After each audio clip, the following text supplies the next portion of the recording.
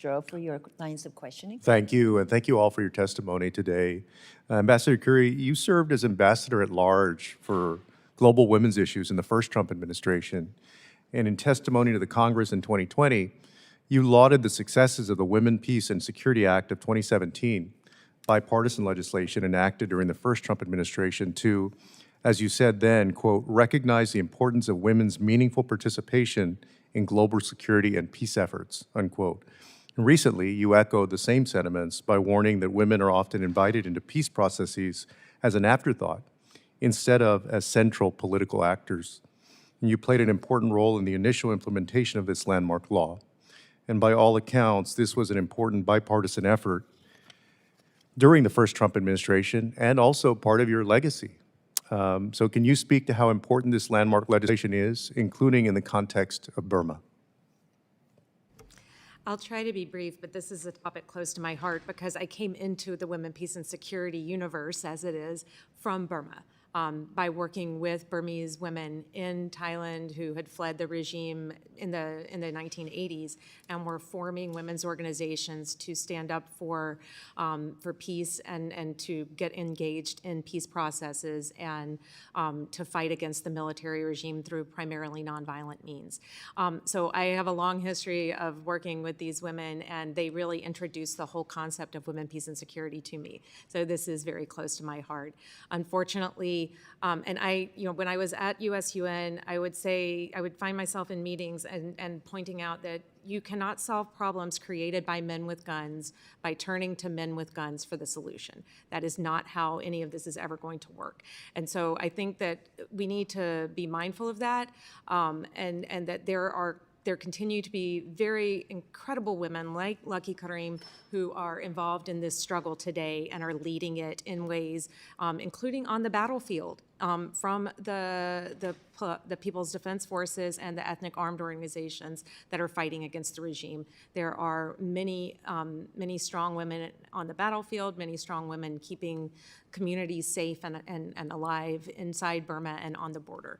And they deserve our attention and our support. Thank you. Yeah, and let me just ask a follow-up on that. You know, a critical component of the legislation is the annual report describing implementation of the law. And for the first time, the administration has failed to submit that report to Congress, which was due on October 31st.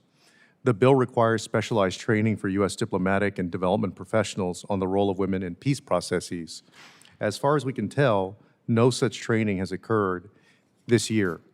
And they've eliminated key positions with implementing this law, including at the Office of Global Women's Issues, which you led during the first Trump administration, and closed down the whole Bureau of Conflict and Stabilization Operations, which housed the Negotiation Support Unit, which supported the role of women in peace processes. Key foreign assistance programs supporting the law have been terminated with no explanation or transparency. There's little to no remaining women, peace, and security expertise at the State Department, USAID, and DHS, three of the four agencies responsible for implementing the law. For the fourth, the Department of Defense, we understand that they're requesting that Congress repeal parts of the law to eliminate requirements that they conduct training for their officers. So I wanted to ask you, are you at all concerned that the administration has turned its back on this important bipartisan legislation that you had a big part in shaping?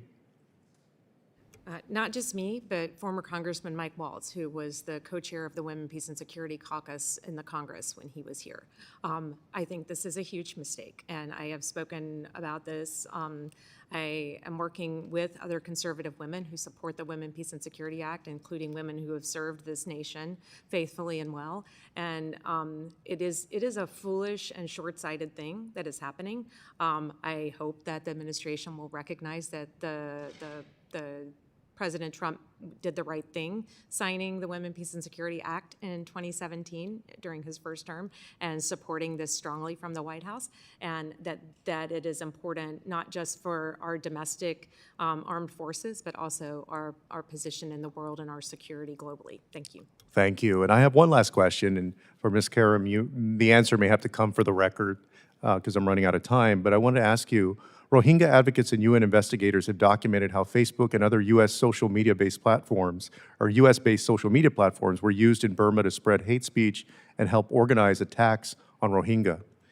In your view, have those companies done enough since 2017 to ensure their platforms are not again used to incite violence against your community?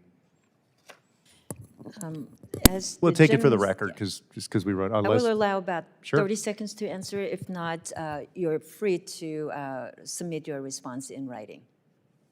Your choice. Submit in writing, okay. Thank you.